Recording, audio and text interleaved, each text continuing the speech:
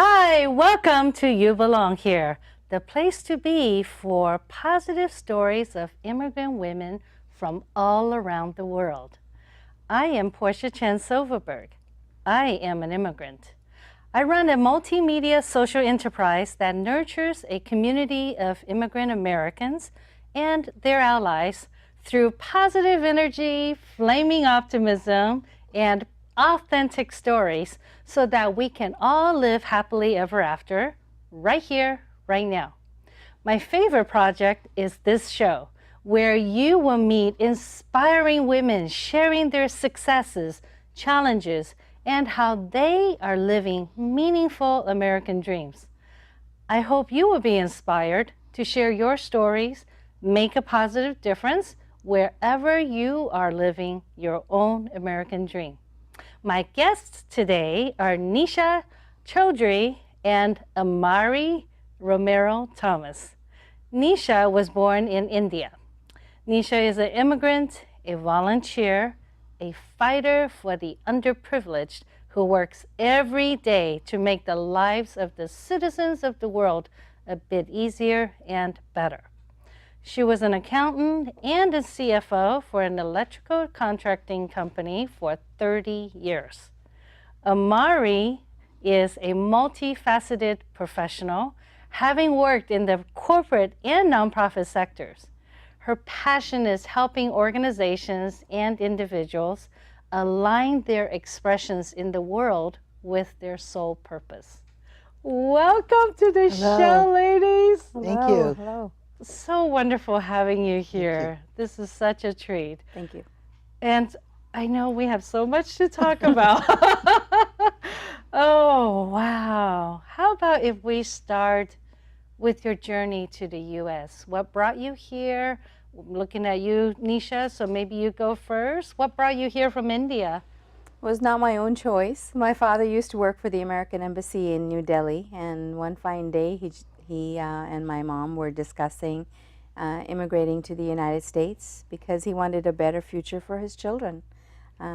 He wanted to experience living somewhere else, and at the age of 11, we moved from New Delhi to San Mateo County, where I have lived since 1971. Wow. So this is where you grew up. This is where I grew up. Right this here is in my the Bay home. Area. This is my home. This is your home. When someone asks me, where I'm from Foster City, California, right here in the Bay Area. I love it. I love it. And what about you, Amari? I came to the States from Santiago, Chile, and same thing. I wasn't asked if I'd like to come. I was very young, 5.5. My mom married an American, and so we came to Ohio first, and then we lived overseas for quite a while, back and forth between the States and overseas, and finally settled in Phoenix. So I grew up in the very hot Arizona sun, and have been in California for most of my adult life, though. Wow, so Californian. Yeah. Both Californians. Through and through.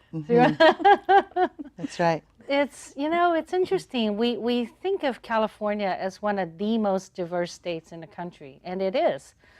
And I don't know, I'm just going to go straight into it. I don't know if you agree with me. I think you probably do. There are still times, especially I find in the last couple of years, where we are still maybe being questioned whether we are an American. That's very true. Right? And I think as we talked earlier, that as women of color, I think sometimes people look at us and they automatically assume we're immigrants. Right. And I'm very proud of it. But I know I've talked to other women, or men for that matter, who have been here for generations, and they get asked that question. Right. And Nisha, I am going to bring that up. When you and I met a couple of years ago, I know we had a conversation that really has, I don't want to say haunted me, but it has really impacted me in the way I feel about my work in our times. Right now, working with immigrant women and telling positive stories of how immigrants are making a difference in our community. So back in 2 years ago, during Yeah. the presidential election, Right around 2000, Right. late 2015, maybe 16. I'll share the story. Yeah, please. That one of my girlfriends, who was very much more than just a girlfriend. I thought of her just as an extended family, extended sister, and we shared many ups and downs in life. We muddled through a lot together, personal challenges. And then, lo and behold, we're just having a regular old political conversation. And we happen to differ. That's fine. It's okay to differ and have different views. And things got heated because she felt that as an immigrant, I didn't understand what America's values were and what we stood for. And basically, those words came out of her mouth. Why don't you go back to where you came from if you don't agree? And for me to live here since 1971, where my childhood, all my memories are from here. So when you tell me to go back to where I came from is San Mateo County, California, and it's bigger than that conversation. So needless to say, unfortunately, that conversation was so hurtful that we are no longer in contact with each other. And I often do think about her, like now that the real and her support of our current president is folding out, I'm wondering, does she still feel so passionate about supporting him? But bigger than that is that, so Nisha, you could live in this country all the years that you have, become the fabric of this country, really take it to heart, and this is the only country that I know of. And because of the fact that I look different or I have a different name, an immigrant name, if you would, that someone can actually tell me to go back to where I came from? Why do you get to do that? Well, your ancestors at some point came from somewhere. That's right. So what makes you decide where's the generational decision that, okay, if I've been here 5 generations, I get to stay, but anything less than that, you get to go back to where you came from. That's a very hard thing to live with in your heart day in and day out as you go about loving this country and doing all that you can for this country that I love so much. And it hurts still a little bit, stings. Well, it hurts me when I heard the story. I remember I almost fell out of my chair when you said that. But of course, now it's been 2 years and it doesn't sound so shocking anymore. No. And Amari, you've been in the nonprofit world for a long time, but I know before that you worked in corporate, right? But you grew up here. You were 5. So this is home. Yes. And you're as American as the next person. Absolutely. Do you think, have you had any comments or had experiences similar?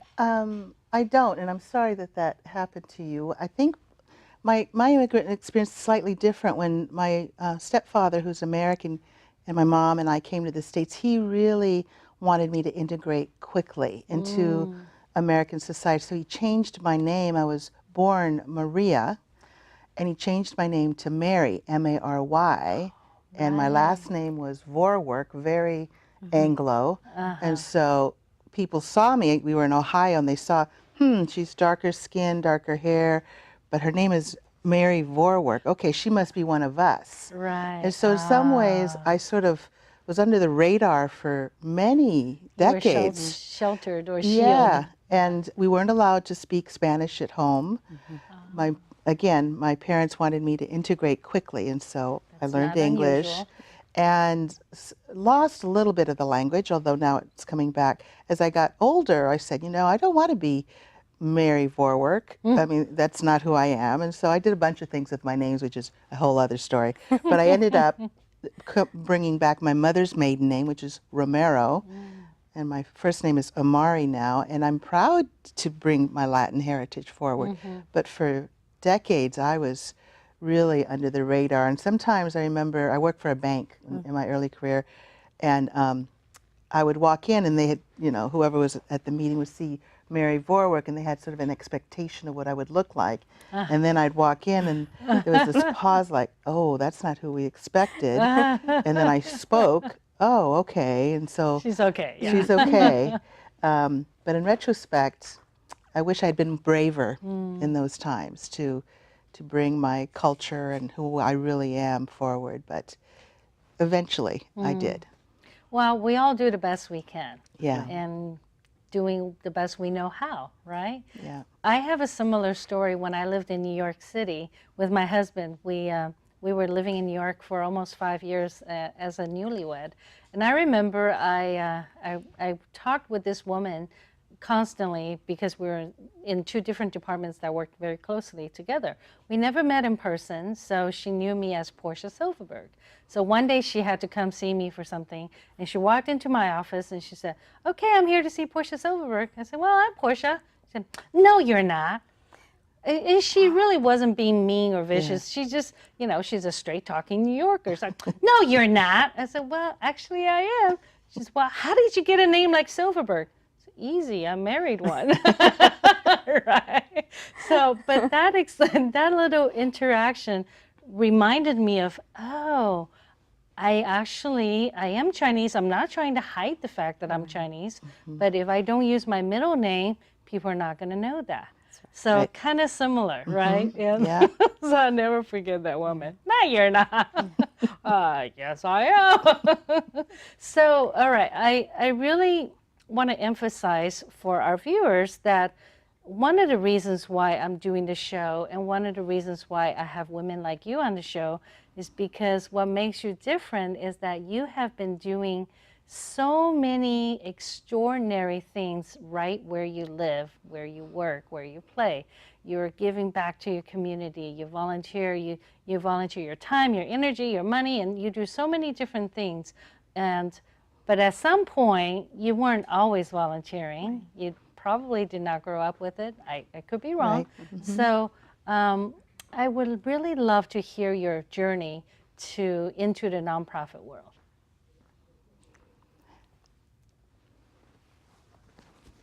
So what do you think, Nisha?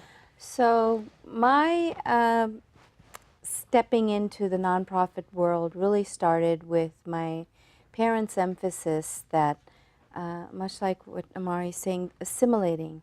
So how do you assimilate into a community if you're not part of the community in other ways than just making money? As immigrants, yes, that's very important. We're trying to become financially very sound. So the house, the car, all those materialistic things. Exactly. But for you to actually be accepted and become a part of your community, you must give back. And that was something that my parents were teaching us when we were in elementary school. So we had a senior center near our apartment, so we would go and volunteer there. All we would do is maybe sit with the senior citizens and ask them, can I braid your hair? Because we were little, so can we braid your hair? Would you like me to serve breakfast? It started with that, went on to becoming a part of the Lions Club. Now the Lions Club, of course, it works so closely with your community. You make other connections, get to know other people in your neighborhood who are like-minded as you, as the volunteers, as people who want to give back to the community. And I think just walking down to your neighborhood Lions Club meeting or a Rotary meeting, start local, and then you will kind of get the confidence that I can do this, and maybe go do a soup kitchen. You'll meet so many people, and the people that are volunteering are just like you. They want to better their community. It's just such an easy way, but yeah, you do have to walk out the front door and become a part of your community. But once you do, our community and most organizations are waiting for people to come in, and they, embrace you. They embrace the fact that you're willing to give of yourself, your time. And I think it just starts from there, and it takes you, and it's almost like a word of mouth wildfire. Nisha volunteered with the Lions Club. Well, Nisha, she also went and helped at the Samaritan House, and all of a sudden you're being pulled in many different directions, and then you just choose what really makes you happy, what makes you connected, and you go from there. But yeah, it's better to start local. Gives you that confidence to go bigger if the need be. I like that. Start local. A soup kitchen or local library, community center, senior center. That's a great tip. What about you, Amari? It's interesting because when I reflect back, my parents and the Chilean culture really didn't have volunteerism as part of something you do. And so I volunteered through my high school. That's where I first learned about volunteering. It's like, oh, and my mom said, where are you going? I go, well, I'm going to go volunteer with some of my friends. And why? Well, because it's important and these people need help, and so I want to do that. And so that was sort of my first taste of nonprofit. And then when I was working for this bank that I mentioned, I have to give a lot of credit to the CEO. He's very philanthropic, and he really wanted the employees of the bank to be out in the community. So when I started feeling that opportunity and really going with it, I realized that's where I wanted to work. The corporate stuff was fine, but my heart was satisfied doing the nonprofit work, and I ended up moving to it and an executive director of a couple of nonprofits and some other nonprofit roles, but that's where my soul was satisfied, for sure. So that's how you got connected and got hooked in, right? Yeah. Exactly. I was saying to Nisha and you that for me too, I've actually had lots and lots of different jobs in my career, because I am a creative person, and whenever a new job opportunity comes up, I would not hesitate to jump into it. So I really have worked in so many. Like, this was before it was hip to jump around. So I've worked in maybe 11, 12 industries and 20 plus jobs, right? So, but I say none of those jobs mattered until I discovered nonprofit sector. Right, that when my first job in nonprofit, well, technically I worked for the symphony for a few months, but my first real job in a nonprofit was working for the public television network in Denver. And I remember when I started working there, I thought, I found my people. It was just amazing, this whole world of amazing people doing extraordinary things, and they're getting paid for it. Unlike a lot of myth out there, when they find out you work for a nonprofit, well, how do you make a living? Well, actually, nonprofits are very honorable professions, right? They actually make a living. But Nisha, you also said that you were volunteering so much that your husband said... Oh, yes. So I was working for profit as a CFO, and accounting is part of my family DNA. Okay. But after doing it for many years, he noticed in me something that I didn't notice in myself, and that was that when I got in the middle of the night or early morning, and not being a morning person, I would be happily answering the phone when it was someone calling me from a nonprofit that I work with. They had an accounting question or an IRS question, what have you. I was always happy to answer that question, and then I'd be like, oh, I got to go to work now. So he said, do you notice that? I said, no, of course not. He said, well, maybe I'll start videotaping on how you're just so cheerful when you get that call from Purple Heart Anglers or Samaritan House or Research, and then you are going to gruntly go off to work. So just stop working there. You've done your business long enough, time to move on. Close that chapter and move on. And it really has been a turning point in my life where I feel so much happier that, yes, I might be being pulled in 8 different directions, answering questions for one person or fundraising for another, but it has made me whole. And I do feel that working in nonprofit and volunteering, I get so much back. Mm-hmm. I compare what I give is minuscule in what I get back, and it really has filled my heart. And it does. You do need to you need to evaluate your life as an immigrant. Somewhere along the continuum, is being a first-time immigrant all about collecting materialistic or wealth, or can you do with a little less, but then give a little to people who really are living with a lot less? I just returned from a trip from Bangladesh with research, and we were there to serve the Rohingya population that were refugees from Myanmar. And when you see the camps that they are now provided to live in and how little they live with, and yet they have those smiling children, then you come back home and you go, I have nothing to complain about. My life is full. I'm very blessed.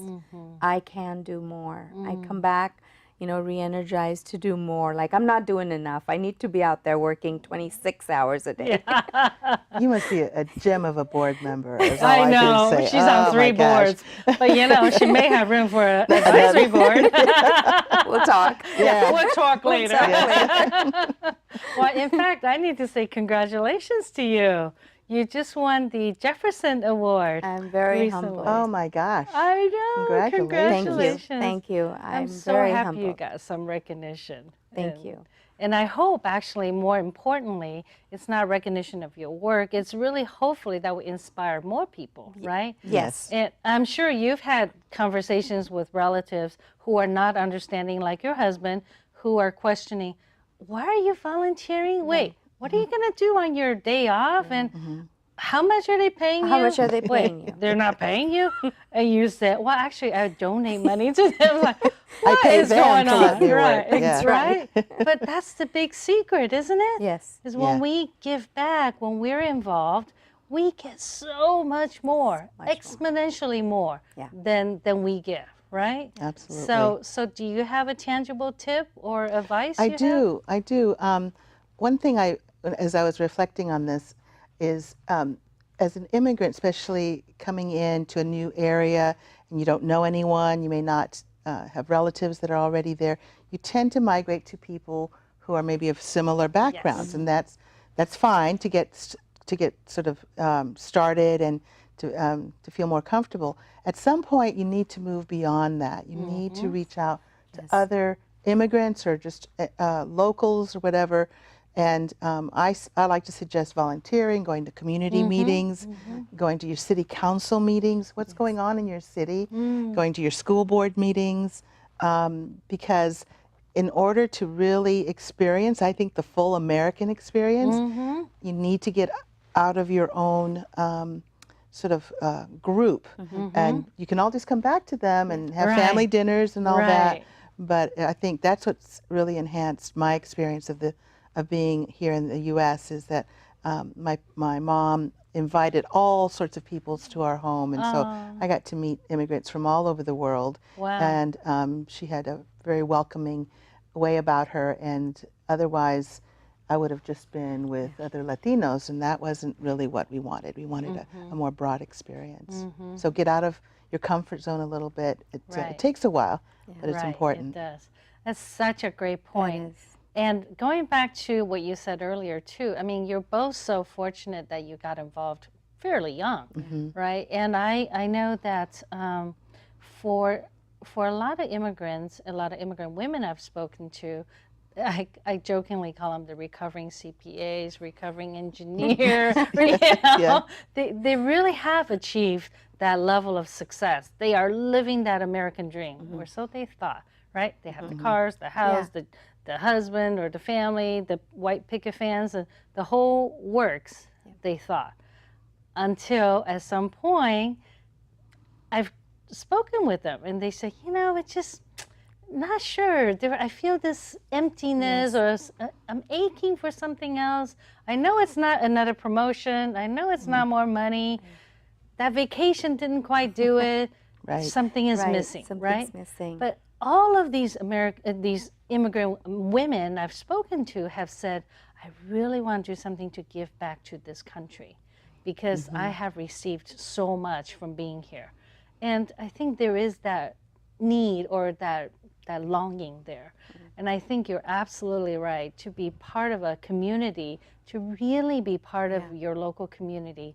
It's just such a bonus to be able to get involved, right? And really get to know, and the city council meetings, that's such a great idea, to know what's going on in your backyard. And, That's right. you know, really find out what's beyond your house, what's beyond your life. Not that it's small, but there's just so much more, and there's so many opportunities to make a difference, right? And every single person does count, right? And it can be as simple as my mom, when she came to, we were in Arizona, she joined the welcome wagon. Oh, I remember that. I remember that. Because she didn't know anybody, and she that. wanted to meet That's someone. great. And so, and they had come to us and welcomed her, and she thought, wow, that's a really cool idea. That's I want to right. do that for other people, not necessarily immigrants, but just other people. Sure. And so it's that extension love of opening your home, you know, and your neighborhood, of just saying, you know, come visit my family, come visit our food, our traditions, and that will help you feel more comfortable, hopefully. And hopefully your neighbors will show up, you know. Yeah. I've had previous guests say that, you know, food is a great common denominator. It's the glue. Right, it's the glue. So cook food and invite your neighbors and get involved that way too. I think those are all very good tips. And when people get overwhelmed, and it's easy to get overwhelmed when someone's looking to get involved, because as we know, there are a lot of websites out there, but how do you choose? How do you know which one to go for, right? Even if you say, I want to do a soup kitchen, there's so many. There's so much needs in our midst, right? So do you have a quick suggestion to find the right one? I don't know if it's quick, but it just, I thought, because people ask me all the time, because they know I've been in the nonprofit sector for many years, is how do I know which nonprofit to pick? And I always start with the mission. Where do you align your values to the mission? I love the arts, but I wouldn't volunteer necessarily with an art organization. I love animals, but I wouldn't necessarily volunteer at an animal shelter. What drives me is family and children and women. So narrowing it by sort of what you're really passionate about. And then honestly, and I say this because I used to really drum this into my staff's head, is if you call and you don't get a good feeling over the phone about wanting to volunteer, move on. That's a great tip. There's a lot of nonprofits that can use And your on help. that note, we're going to have to just continue the conversation. And for those of you watching, Amari, Nisha, and I would love to hear from you. We talked about so many interesting and amazing things today. I'm curious, what is one thing that resonated with you, and what actions are you inspired to take? What's your story? Please leave a comment below. Let's continue this conversation. You Belong Here Foundation is committed to infuse a plethora of positive stories of immigrant women and ignite meaningful conversations in our community. I am Porcia Chen Silverberg. Today's production is coming to you from Palo Alto, California. Thanks for watching, and remember, you deserve to be seen, be heard, and belong. You belong here. Thank you. Gotta spread the love where nobody cares. Gotta keep on loving, gotta keep on sharing, gotta keep on trying, gotta keep on caring, gotta keep the light on through dark and despair.